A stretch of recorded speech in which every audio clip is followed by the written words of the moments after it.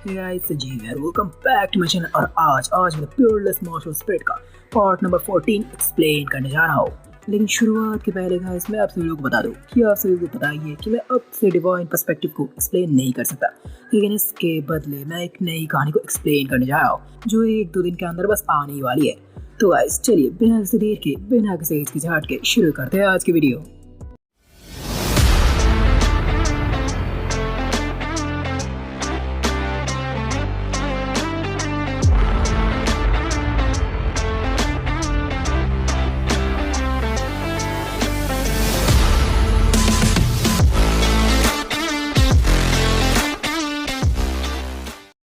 तो गाइस पिछले पार्ट के आखिर में हम सभी लोगों ने देखा था कि फैंग भैया ने अपने सभी दोस्तों को ताकतवर बनाने की जिम्मेदारी अपने कंधों पर ले लिया था। और फैंग भैया को इतना जिम्मेदार बनता था कि उन्नर मैडम तो बहुत ज्यादा खुश थी। वहाँ दूसरा फैंग भैया को पता था कि वो पहले दिन आते ही एकेडमी में टारगेट किए जा रहे हैं, इसलिए वो चाहते थे कि उनके सभी दोस्त ताकतवर बने ताकि वक्त आने पर वो सभी अपने आप को प्रोटेक्ट कर सके। वहाँ दूसरा इनर एकेडमी के एक दूसरे साइड में एक कोठियाट के एक छोटे से कमरे में एक बिस्तर पे लेटा हुआ था शुई, जिसकी हालत पिछली बार अपने भैया ने धोबी के कुत्ते जैसी कर दी थी। और उसके पास बैठे हुए थे डॉक्टर और उसका बड़ा भाई शू गैंग।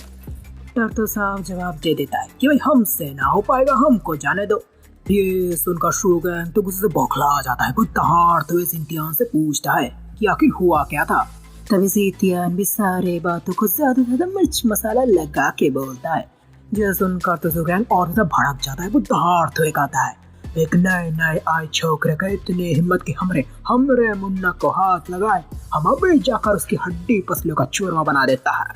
लेकिन सिंथियान तुरंत रोक देता है और कहता है, सीनियर आप ऐसा नहीं कर सकते। आपको पता है उस छोकरे ने एल्डर जू के तारीफ में बटोर लिए। अगर आपने उसे अभी हाथ भी लगाया तो एल्डर जू आपकी वाट लगा देंगे। ये सुनकर तो शू गैंग और ज्यादा बौखला जाता है। और जब सिंथियान शू गैंग को गुस्से से गर्म होते हुए देखता है तो वो मार देता है हथौड़ा और कहता है, सीनियर मैंने उस फैंग के बारे में सारी जन्म कुंडली निकाल लिए और मुझे पता चला है कि उसका एक डियर अप्रेंटिस भी है।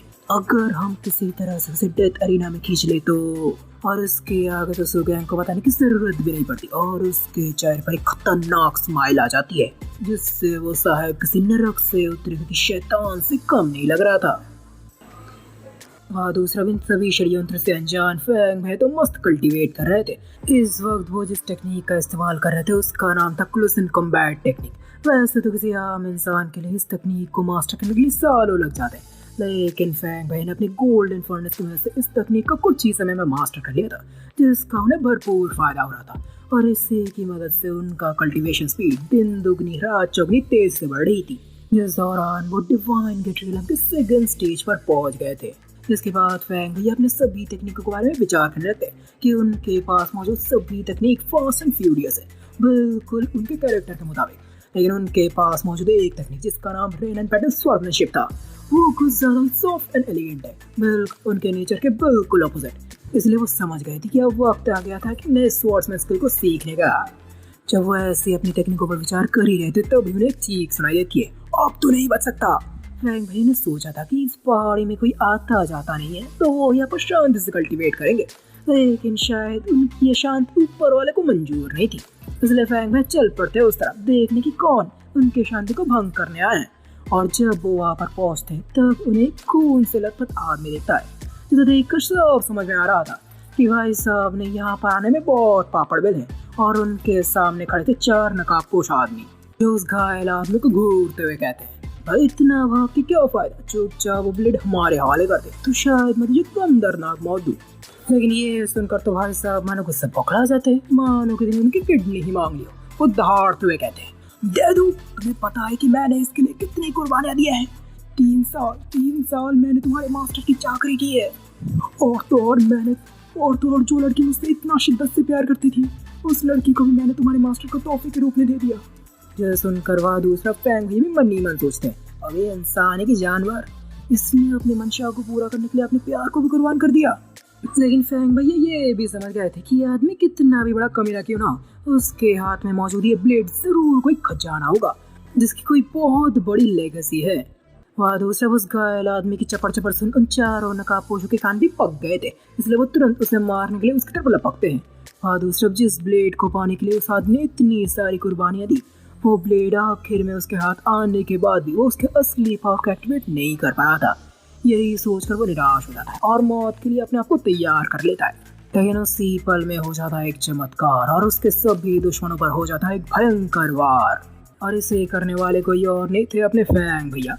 वैसे तो वो उस घायल आदमी को बचाना नहीं चाहते थे, लेकिन आखिरकार उन्हें उस पर तरस आ ही जाता है क्योंकि वो उसके सेटमेट जो ठहरे।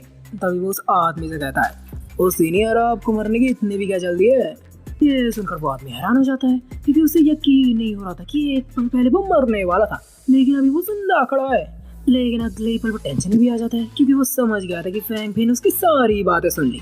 वो दूसरा उन नकाबपोशों का लीडर भी टेंशन में आ गया था क्योंकि उसे पता था कि उसके साथ ही कमजोर थे, लेकिन इतने भी कमजोर नहीं कि एक ही बार में खत्म हो जाए। ये तो कोई 6 या 5th लेवल का डिवाइन गेट्रिलम एक्सपर्ट भी नहीं कर सकता था। और बस जैसे उस नकाबपोश को एहसास होता है फैंग भैया की असली ताकत का, वो तुरंत ही वहां से भागने लगता है। लेकिन फैंग भैया अपनी बिजली की रफ्तार से उसके सामने पहुंच जाता है और उसके थोबड़े पर धड़केक देते हैं। फैंग भैया ने जानबूझकर अपनी पूरी ताकत में आजमाई थी क्योंकि वो उस नकाबपोश से उसके लीडर का नाम जानना चाहते थे। इसलिए फैंग भैया बड़ी गंभीर हाव के साथ उस नकाबपोश से उसके लीडर के बारे में पूछते हैं। ये सुनकर उसने नकाबपोश की दोनों पैंट गीली हो जाती है क्योंकि उसे पता था कि अगर उसने लीडर का नाम लिया तो उसका लीडर उसे बड़ी दर्दनाक मौत देगा। इसलिए ऐसी दर्दनाक मौत की बजाय वो खुद मरना पसंद करेगा। इसीलिए तो अगले पल वो अपनी मिड-जाइड डाल लेता है। भाई साहब ने ये काम इतनी तेजी से और इतनी अचानक किया था कि फैंग भैया को तो रिएक्ट करने का भी मौका नहीं मिला था। और अगले पल उस जहर के असर से उस आदमी का शरीर डिसॉल्व होने लगता है और देखते देखते उसका पूरा शरीर डिसॉल्व हो जाता है। बस वहाँ पर रह जाता है तो उसका नकाब, एक टोकन और उसकी तलवार। फिर अगले पल वो टोकन चमकने लगता है और वहाँ से किसी रॉकेट की तरह निकल जाता है। ये एक मैसेजिंग टोकन था जिससे फैंग भैया समझ गए थे कि ये मामला इतनी आसानी से सुलझने नहीं वाला। इसके बाद फैंग भैया जाते उस घायल आदमी की तरफ जिसकी जान उन्हें बचाया था। तभी वो घायल आदमी भी खुश होते फैंग भैया से उनका नाम पूछते हैं। फैंग भैया अपना नाम बताते हैं। तभी वो आदमी कहता है, फैंग, मेरी जान बचाने के लिए तुम्हारा बहुत बहुत शुक्रिया, मुझे इसका कर्ज चुकाने का मौका दो। और इतना कहते वो उस ब्लेड से सीधा अपने भैया पर हमला कर देता है। फैंग भैया को तो पहले से ही पता था कि ये आदमी बहुत बड़ा कमीना है। अरे भाई, जो अपनी मंशा को पूरा करने के लिए अपने प्यार को कुर्बान कर दे, वो आदमी तो किसी सांप से कम नहीं होता। इसलिए उसका वार होते ही फैंग भैया भी तुरंत उसके हाथों पर एक जोर की लात मार देते हैं जिससे वो ब्लेड उसके हाथों से छूट जाता है। जिससे भाई सब समझ गए थे कि अभी तक वो उस ब्लेड की पावर को एक्टिवेट नहीं कर पाए थे। और उसी बात से भैया की पैंट गीली हो गई थी क्योंकि उसने पहले ही फैंग भैया की ताकत का नमूना देख लिया था। तभी फैंग भैया से घूरते हुए कहते हैं, अच्छा तो तुम ऐसे अपनी जान बचाने वालों का कर्ज चुकाते हो?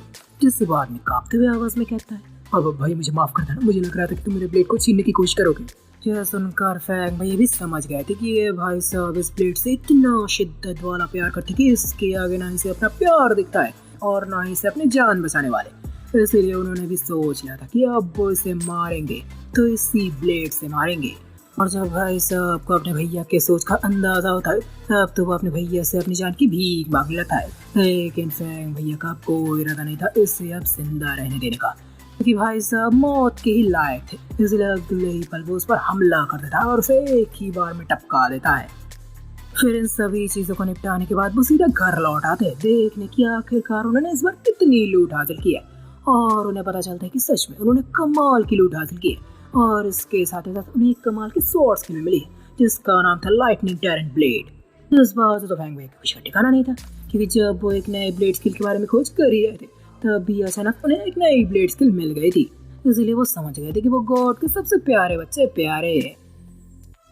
वहाँ दूसरे उस नकाबपोश के पास जो मैसेज टोकन उड़ता हुआ गया था वो सीधा एक सुनसान जगह पहुंच जाता है। जहाँ पर पहुंचते वो आके सबसे ऊंचे टावर में एंटर कर जाता है। यहाँ पर बैठा हुआ था एक शख्स जिससे सच में बहुत ही डेंजरस वाइब आ रही थी। तभी उसके सामने वो टोकन आ जाता है जिसे देखकर वो शख्स हैरान हो जाता है क्योंकि उसे यकीन नहीं हो रहा था कि उसका आदमी काम में फेल हो गया था। इसलिए वो उस टोकन को खोलकर देखता है कि आखिरकार उसके आदमी को किसने मारा है। तभी उस शख्स के सामने उभर आता है अपने फैंग भैया का चेहरा जिसे देखकर तो गुस्से से दहाड़ता है कि इस बच्चे की इतनी हिम्मत कि मेरे आदमियों को मारे, अब तो ये गया। इतना कहते वो उस तस्वीर को अपने ब्लेड से टुकड़े टुकड़े कर देता है।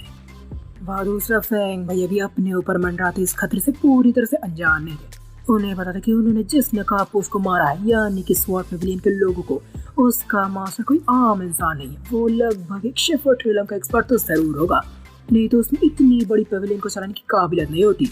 इसलिए वो लगातार लाइटनिंग टैरेंट ब्लेड की प्रैक्टिस किए जा रहे थे और उन्होंने बड़ी आसानी से अपने एक्टिवेशन फर्नेस की मदद से उसके पहले लेवल को अचीव भी कर लिया था। इसके 3 लेवल थे, जिसके आखिरी लेवल पर यूजर अपने एक ही वार से 9 स्लैश मार सकते थे, जिसका हर स्लैश पहले वाले से ज्यादा ताकतवर होता था। फैंग भैया तो अपने अचीवमेंट से बहुत ज्यादा खुश थे, इसलिए वो खुशी खुशी चल पड़ते इस पुराने टूटे फूटे ब्लेड को रिपेयर करने। लेकिन इस ब्लेड को इतने ज्यादा इस्तेमाल करने के बाद भी फैंग भैया को इसके अंदर कोई पावर महसूस नहीं हो रही थी। लेकिन फैंग भैया इसकी तरफ ज्यादा ध्यान नहीं थी और चल पड़ते मार्केट की तरफ। वह दूसरा वो अपने भैया के जाने की बड़ी शिद्दत से इंतजार कर रहा था, सेंथियान और सूगा, क्योंकि उनके जाते ही वो अपने गंदे इरादों को अमल में ले आ सकते थे। उनका प्लान बड़ा सिंपल था कि वो किसी तरह से यूनर मैडम को डेथ एरिना खींच के ले जाएगी, जिन्हें बचाने के लिए फैंग भैया को मजबूरन डेथ एरिना में कूदना ही पड़ेगा। और तब शू गैंग के पास मौका होगा अपने भैया को मारने का। और उनके इस प्लान में साथ देने वाले थे साउथोंग नाम की एक लड़की, जो यूनर मैडम को डेथ एरिना तक ले जाने वाली थी। और ये मैडम की मदद इसलिए कर रही थी क्योंकि ये मैडम शू गैंग की नई गर्लफ्रेंड है, जो अपने कमीनेपन में शू गैंग से भी एक कदम आगे। जाने से पहले शू गैंग फिर से एक बार मैडम को अपने सारे प्लान ठीक से समझा देता है। इसके बाद थोड़ी सी रासलीला मनाने के बाद भाई साहब मैडम को भेज देते काम के लिए। दूसरे अपने यूनर मैडम पर मंडराते हुए इस खतरे से अनजान फैंग भैया पहुंच चुके थे मार्केट पहुंचकर वहाँ की भीड़ भाड़ और कमाल की चीजों को देखकर फैंग भैया ने सोच लिया था कि अगली बार जब वो आएंगे तब वो अपने साथ अपनी यूनर मैडम को जरूर लेकर आएंगे। यही सोचते उनकी नजर पड़ती है आर्सेनल पेविलियन की तरफ। आर्सेनल पेविलियन ये नाम उन्हें काफी अच्छे से याद था, क्योंकि उनके मास्टर ने कहा था कि जब वो इनर अकेडमी में आए तब वो आर्सेनल पेविलियन जरूर जाए, क्योंकि वहाँ पर कमाल के हथियार बनते थे। और जब फैंग भैया के अंदर जाते तब उन्हें इस बात की पुष्टि भी हो जाती, क्योंकि वहाँ पर कम से कम कीमती वाले हथियार भी कमाल कारीगर के साथ बनाए गए थे। इसके बाद वहाँ पर अटेंडेंट के पास जाते और अपना वो ब्लेड रिपेयर करने के लिए दे देते। जिसके बाद उस ब्लेड को अच्छे से चेक करने के बाद अटेंडेंट अपने भैया से पूछते, सर क्या आप सच में एक नया ब्लेड खरीदना चाहते और इसे रिपेयर करना चाहते हैं? ये सुनकर फैंग भैया भी एक बहाना बना देते कि हाँ, ये ब्लेड मेरे किसी खास इंसान ने किया था, इसलिए ये मेरे लिए बहुत ज्यादा खास है। अटेंडेंट भी ज्यादा सवाल नहीं करता क्योंकि ये बहुत ही आम बात है। लेकिन जब वो अपने भैया का काम करने जा ही रहे थे तब भी वहाँ पर ऐसे एक बंदा और चिल्लाते हुए गया था, अटेंडेंट जल्दी मेरे स्वाद को रिपेयर कर दो। लेकिन अटेंडेंट बड़े शांति से कहते, सर जरा 1 मिनट रुकिए, पहले मैं इस घर से बात कर लूँ, उसके बाद मैं आपसे बात करता हूँ। जो सुनकर वो साहब अपने भैया और उनके ब्लेड की तरफ एक नजर मारते, फिर दहाड़ते हुए कहते, मानो ये उनके बाप का इलाज हो। अबे ये पुरानी टूटी फूटी ब्लेड है, तू इसे इतना तवज्जो क्यों दे रहा है? बेहतर होगा कि तू मेरा काम पहले कर दे। लेकिन अटेंडेंट इतना सब कुछ सुनने के बाद बड़ी शांति से कहते, सर हमारे लिए सभी गेट्स एक समान है, प्लीज आप थोड़ा इंतजार कीजिए। ये सुनकर अपने भैया भी इम्प्रेस होते। अब वो समझ गए थे कि आर्सेनल पेविलियन इतना सक्सेसफुल बिजनेस क्यों है, क्योंकि यहाँ पर ऑनेस्टी और डिसिप्लिन दोनों ही थे। लेकिन ये सुनकर भाई साहब तो और ज्यादा गुस्से से बौखला आ जाते। वो दहाड़ते हुए कहता है, अब सारे तुम लोग हिम्मत कैसे मुझे ऐसे इग्नोर करने की? मैं अगर तुमने मेरे काम पहले नहीं किया तो मैं तुम्हारे आर्सेनल पेविलियन को तबाह कर दूंगा। और ये सुनकर तो उस अटेंडेंट के हाव भाई बदल जाते। वो तो उसे ऐसे घोड़ने लगती कि मानो इशारों में कह रहे हो, अबे साले अगर तेरी जुबान यहाँ पर ना रोकी ना तो तेरी जिंदगी यहाँ पर रोक दूंगा। जहाँ पर अटेंडेंट गुस्से से उस साहिब को घूर रहे थे और दूसरा उस साहिब की ऐसी बात सुनकर उनके दोनों चले तो घबरा जाती, क्योंकि उन्हें पता था कि इस आर्सेनल पेविलियन का मास्टर कौन है। वो एक शेफर्ड ट्रिलम का एक्सपर्ट है। और जब वो दोनों उन साहिब को ये बात बताते तब उनकी भी घिक्की निकल जाती है, क्योंकि शेफर्ड ट्रिलम का एक्सपर्ट वो एक्सपर्ट होते थे जो एक पूरी की पूरी किंगडम को हिला देने की ताकत रखते थे। इसलिए इस दुनिया में कोई भी एक शेफर्ड ट्रिलम के एक्सपर्ट को गुस्सा दिलाना नहीं चाहता था। इसलिए भाई साहब तुरंत कहते हैं, अरे नहीं मुझे कोई दिक्कत नहीं, आप किसी ने कीजिए, अपना काम कीजिए, मैं थोड़ा इंतजार कर लूंगा। भाई साहब ने अपना रंग किसी क्रिकेट की तरह इसलिए बदल लिया था क्योंकि भाई साहब थे इतने बड़े कमीने और कायर। कमजोरों के सामने आते ही शेर और ताकतवर के सामने आते ही हो जाते थे ढेर। लेकिन भाई साहब को जल्दी करने की कुछ ज्यादा ही आग लगी थी, इसलिए वो लगा था एक और तिगड़ा और चले जाते अपने भैया के पास और कहते, भाई मैंने तुम्हें पहले कभी नहीं देखा तो शायद तुम कोई न्यू कमर होंगे। फैंग भाई भी उसे हामी देते हैं। तभी भाई साहब पूछते हैं, तुम्हें पता है मैं कौन हूँ? ये सुनकर फैंग भाई सीधे सीधे से ना कर देते हैं। तभी उनके दोनों चेले उन साहब के गुणगान गाते हुए कहते हैं, अबे तुझे नहीं पता ये कौन है? ये जनरल रैंकिंग के 78th एक्सपर्ट ली जाओजी है। इसलिए कह रहा हूँ बच्चे, इन्हें आगे जाने दे, तेरा ही फायदा होगा, इनके साथ अच्छा रिश्ता बन जाएगा तेरा। लेकिन ये सुनकर भी अपने भैया कोई खास रिएक्शन नहीं देते, क्योंकि उन्हें उनके रैंकिंग से झाड़ भर भी फर्क नहीं पड़ता था। लेकिन अपने चेलों के इतने तारीफ करने के बाद ली साहब को लग रहा था कि आखिरकार फ्रैंक भी समझ गए, इसलिए वो उन्हें इग्नोर करते हुए आगे चले जाते और अटेंडेंट को अपना हथियार दे देते हैं। लेकिन फ्रैंक भैया तुरंत रोक देते हैं और कहते हैं, अरे सीनियर साहब रुको, जरा रुको, वो क्या है ना, मुझे भी थोड़ी जल्दी है। और फ्रैंक भैया की ये बात सुनकर ली साहब भी अपने भैया को अपनी आंखें फाड़ फाड़ के देखने लगते हैं, क्योंकि कभी भी उन्होंने किसी न्यू कमर को एक जनरल रैंकिंग एक्सपर्ट के सामने इतनी हिम्मत दिखाते हुए नहीं देखा था। इसलिए वो गुस्सा से दहाड़ते और फ्रैंक भैया के लिए अपना हमला करने के लिए बढ़ते हैं, लेकिन उनके दोनों चलेंगे तुरंत रोक देते। सर जी, हम यहाँ पर फाइट नहीं कर सकते, इसे इन्हें अकेडमी जाने दीजिए, हम उसे वहाँ पर देख लेंगे। ये सुनकर ली साहब रुक जाते हैं, लेकिन अभी भी उनका गुस्सा शांत नहीं होता, इसलिए वो दहाड़ते हुए कहते हैं, तो इस प्लेट को रिपेयर करना चाहता है ना, लेकिन अगर ये प्लेट रहेगा नहीं तो इसे रिपेयर क्या करेगा। इतना कहते ही वो अपनी तलवार को सीधा फ्रैंक भैया के उस ब्लेड पर मार देते हैं, और जो ब्लेड जो दिखने में इतनी पुरानी और इतनी जंग लगी हुई दिख रही थी, उसके ऊपर जब ली साहब की तलवार पर थे तब अंजाम देखकर सभी के होश उड़ जाते हैं, क्योंकि फ्रैंक भैया के उस ब्लेड पर तो एक खरोच तक नहीं आती, उल्टा ली साहब के उस तलवार के 2 टुकड़े हो जाते हैं। ये देखकर सभी के होश उड़ गए थे, लेकिन फ्रैंक भैया को इससे कुछ ज्यादा हैरानी नहीं होती, क्योंकि उन्हें पता था कि इस ब्लेड में जरूर कोई ना कोई खास बात है। पर अपने ब्लेड के टूटने से ली साहब तो पूरी तरह से गुस्से से बौखला गए थे, इसलिए वो फ्रैंक भैया की तरफ दोबारा हमला करने के लिए लपकते हैं। पर इस बार अपने फ्रैंक भैया भी तैयार थे एक जनरल रैंकिंग एक्सपर्ट की ताकत देखने के लिए। और उसी वक्त वहाँ पर आ जाते वहाँ का शॉपकीपर वॉन्ग, जिसका ऑरा और पावर को महसूस करते ली साहब की तो घिघी निकल जाती है। तो गाइस क्या होगा कि क्या यूनर मैडम को बचाने के लिए फ्रैंक भैया सही वक्त पर पहुंच पाएंगे, और कैसे निपटेंगे फ्रैंक भैया अपने ऊपर मंडराते हुए इतने बड़े खतरे से।